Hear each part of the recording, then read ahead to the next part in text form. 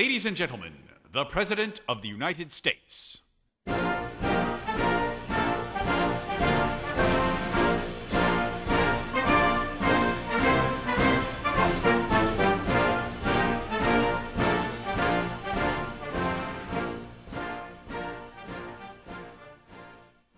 Thank you very much. Thank you.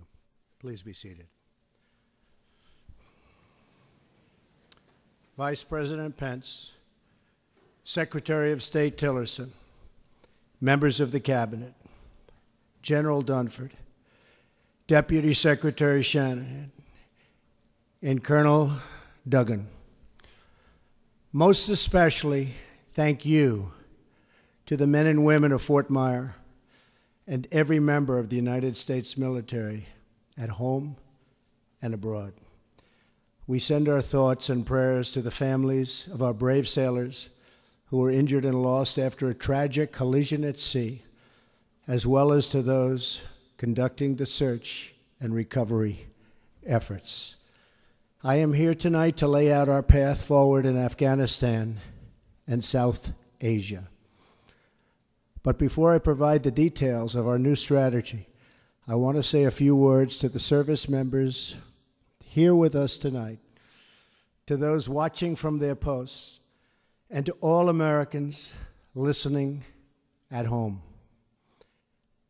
Since the founding of our republic, our country has produced a special class of heroes whose selflessness, courage, and resolve is unmatched in human history.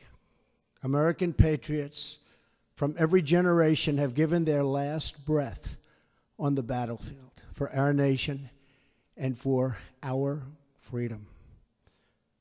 Through their lives, and though their lives were cut short, in their deeds they achieved total immortality. By following the heroic example of those who fought to preserve our republic, we can find the inspiration our country needs to unify, to heal, and to remain one nation under God.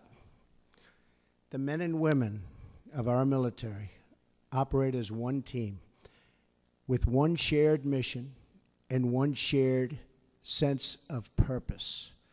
They transcend every line of race, ethnicity, creed, and color to serve together and sacrifice together in absolutely perfect cohesion.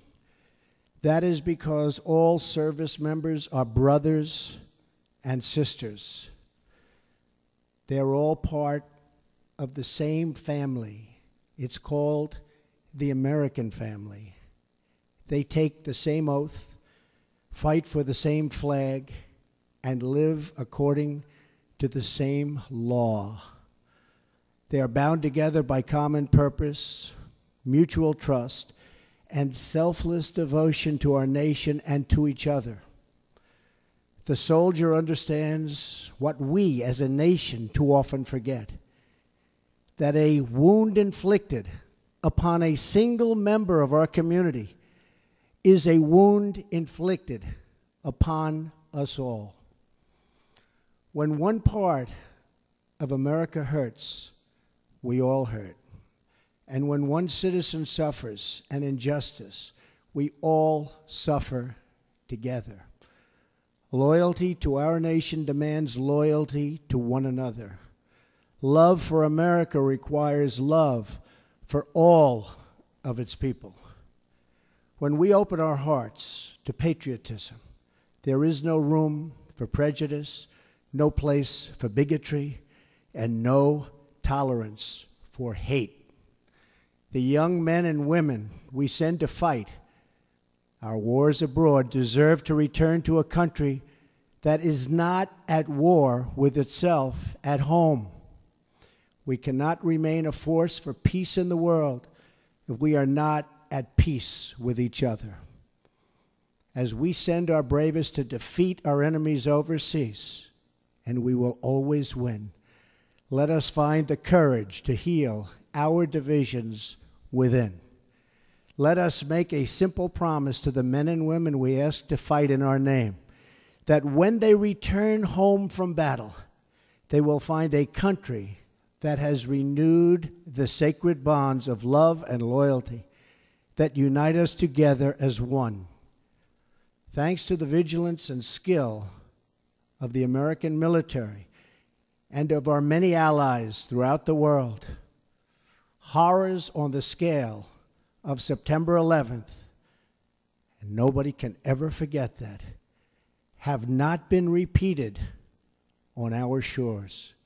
But we must acknowledge the reality I am here to talk about tonight, that nearly 16 years after September 11th attacks, after the extraordinary sacrifice of blood and treasure, the American people are weary of war without victory.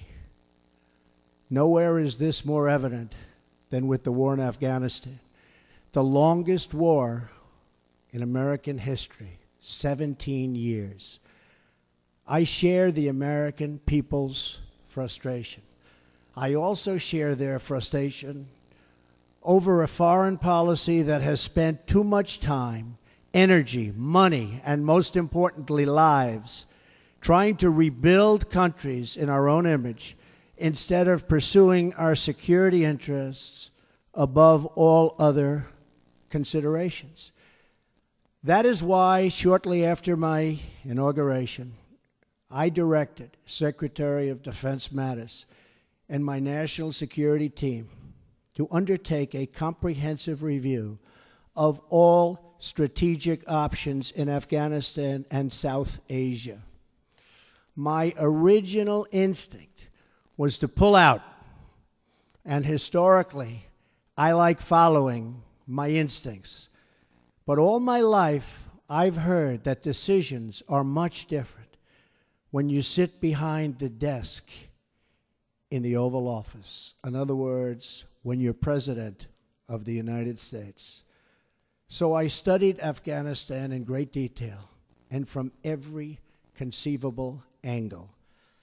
After many meetings over many months, we held our final meeting last Friday at Camp David with my cabinet and generals to complete our strategy. I arrived at three fundamental conclusions about America's core interests in Afghanistan. First, our nation must seek an honorable and enduring outcome worthy of the tremendous sacrifices that have been made, especially the sacrifices of lives. The men and women who serve our nation in combat deserve a plan for victory. They deserve the tools they need and the trust they have earned to fight and to win. Second, the consequences of a rapid exit are both predictable and unacceptable. 9/11, the worst terrorist attack in our history, was planned and directed from Afghanistan because that country was ruled by a government that gave comfort and shelter to terrorists. A hasty withdrawal would create a vacuum that terrorists, including ISIS and Al-Qaeda, would instantly fill, just as happened before September 11th. And as we know, in 2011, America hastily and mistakenly withdrew from Iraq. As a result, our hard-won gains slipped back into the hands of terrorist enemies. Our soldiers watched as cities they had fought for and bled to liberate and won were occupied by a terrorist group called ISIS. The vacuum we created by leaving too soon gave safe haven for ISIS to spread, to grow, recruit, and launch attacks. We cannot repeat in Afghanistan the mistake our leaders made in Iraq. Third and finally, I concluded that the security threats we face in Afghanistan and the broader region are immense. Today, 20 U.S. designated foreign terrorist organizations are active in Afghanistan and Pakistan, the highest concentration in any region, anywhere in the world. For its part, Pakistan often gives safe haven to agents of chaos, violence, and terror. The threat is worse because Pakistan and India are two nuclear-armed states whose tense relations threaten to spiral into conflict, and that could happen. No one denies that we have inherited a challenging and troubling situation in Afghanistan and South Asia, but we do not have the luxury of going back in time and making different or better decisions. When I became president, I was given a bad and very complex hand, but I fully knew what I was getting into, big and intricate problems. But one way or another, these problems will be solved. I'm a problem solver. And in the end, we will win. We must address the reality of the world as it exists right now, the threats we face, and the confronting of all of the problems of today, and extremely predictable consequences of a hasty withdrawal. We need look no further than last week's vile, vicious attack in Barcelona to understand that terror groups will stop at nothing to commit the mass murder of innocent men, women, and children. You saw it for yourself. Horrible. As I outlined in my speech in Saudi Arabia 3 months ago, America and our partners are committed to stripping terrorists of their territory, cutting off their funding, and exposing the false allure of their evil ideology. Terrorists who slaughter innocent people will find no glory in this life or the next. They are nothing but thugs and criminals and predators and, that's right, losers. Working alongside our allies, we will break their will, dry up their recruitment, keep them from crossing our borders, and yes, we will defeat them, and we will defeat them handily. In Afghanistan and Pakistan, America's interests are clear. We must stop the resurgence of safe havens that enable terrorists to threaten America, and we must prevent nuclear weapons and materials from coming into the hands of terrorists and being used against us or anywhere in the world, for that matter. But to prosecute this war, we will learn from history. As a result of our comprehensive review, American strategy in Afghanistan and South Asia will change dramatically in the following ways. A core pillar of our new strategy is a shift from a time-based approach to one based on conditions. I've said it many times, how counterproductive it is for the United States to announce in advance the dates we intend to begin or end military options. We will not talk about numbers of troops or our plans for further military activities. Conditions on the ground, not arbitrary timetables, will guide our strategy from now on. America's enemies must never know our plans or believe they can wait us out. I will not say when we are going to attack, but attack we will. Another fundamental pillar of our new strategy is the integration of all instruments of American power, diplomatic, economic, and military, toward a successful outcome. Someday, after an effective military effort, perhaps it will be possible to have a political settlement that includes elements of the Taliban in Afghanistan. But nobody knows if or when that will ever happen. America will continue its support for the Afghan government and the Afghan military as they confront the Taliban in the field. Ultimately, it is up to the people of Afghanistan to take ownership of their future, to govern their society and to achieve an everlasting peace. We are a partner and a friend, but we will not dictate to the Afghan people how to live or how to govern their own complex society. We are not nation building again. We are killing terrorists.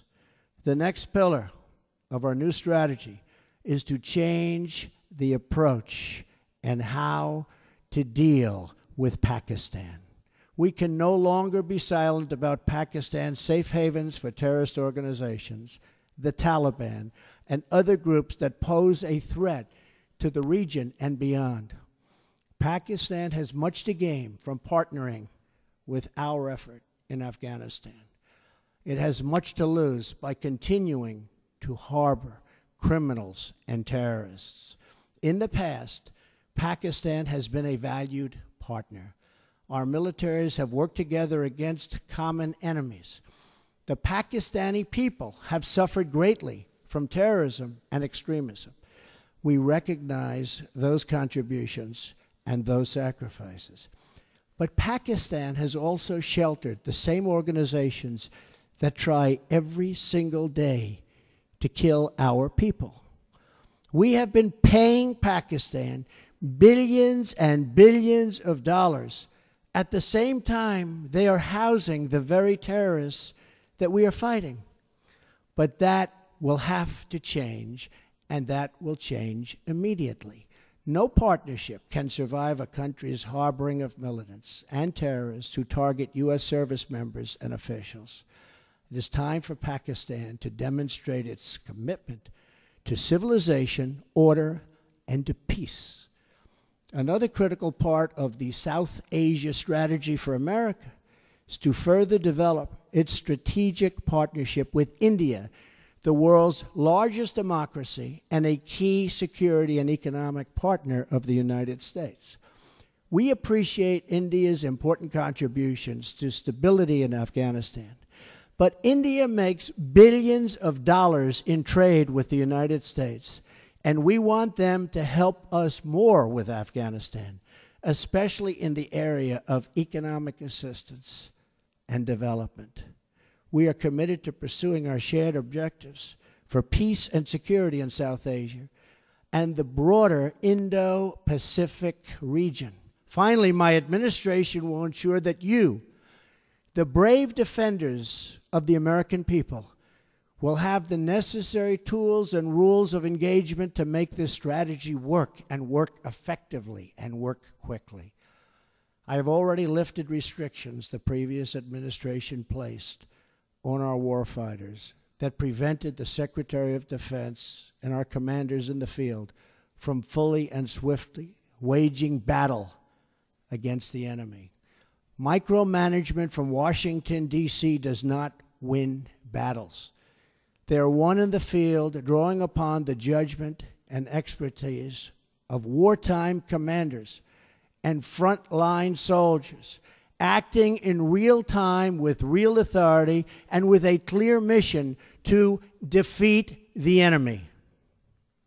That's why we will also expand authority for American armed forces to target the terrorist and criminal networks that sow violence and chaos throughout Afghanistan.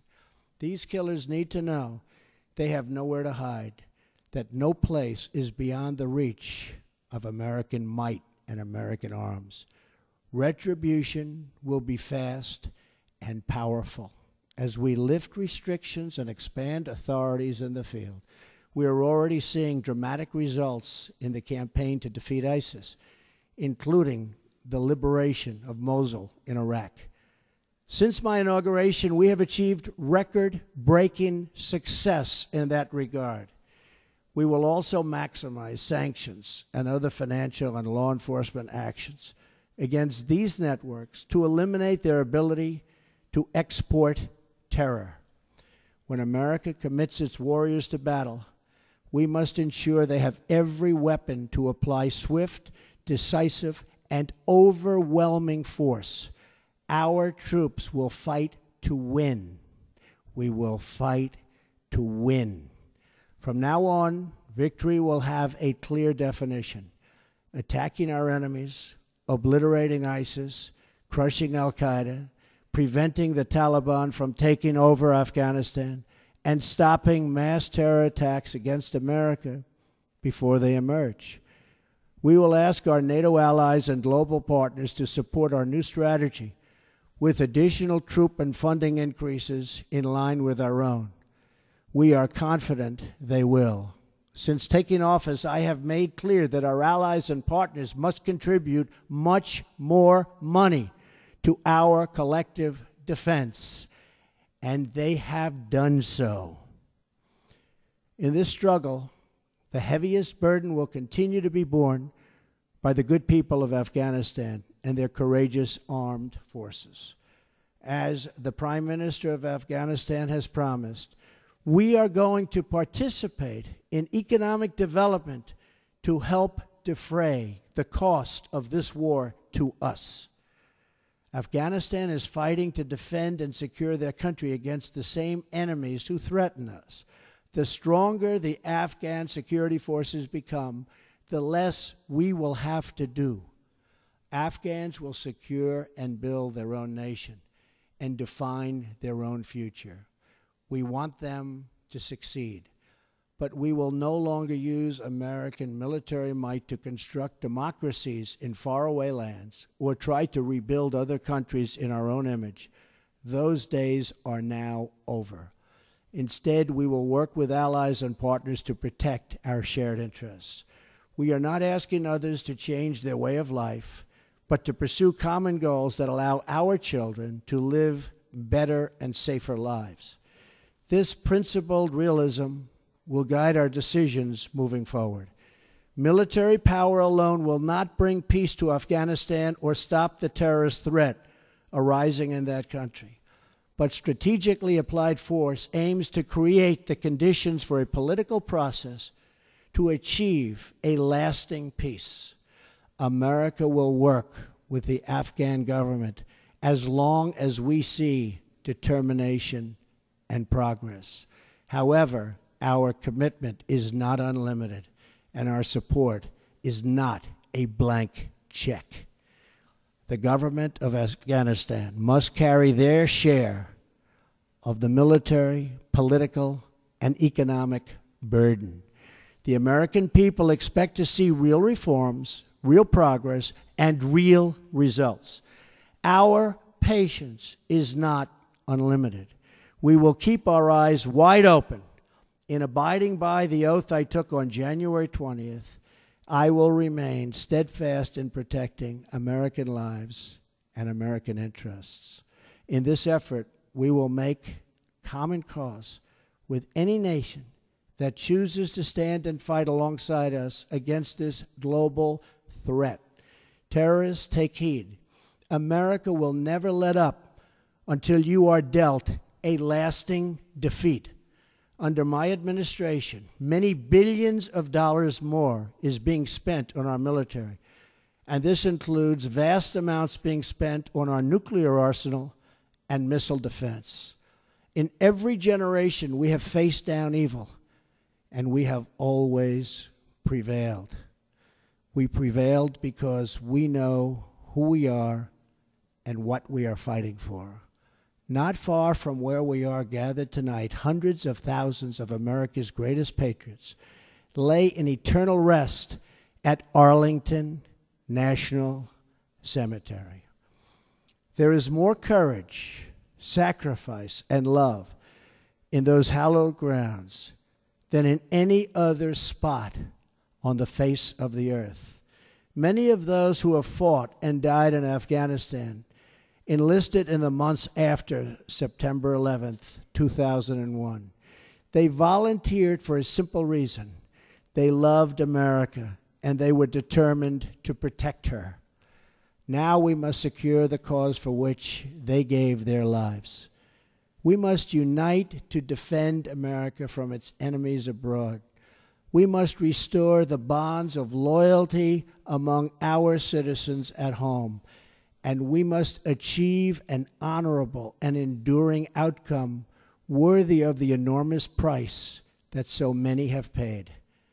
Our actions, and in the months to come, all of them, will honor the sacrifice of every fallen hero, every family who lost a loved one, and every wounded warrior who shed their blood in defense of our great nation. With our resolve, we will ensure that your service and that your families will bring about the defeat of our enemies and the arrival of peace. We will push onward to victory with power in our hearts, courage in our souls, and everlasting pride in each and every one of you. Thank you. May God bless our military, and may God bless the United States of America. Thank you very much. Thank you.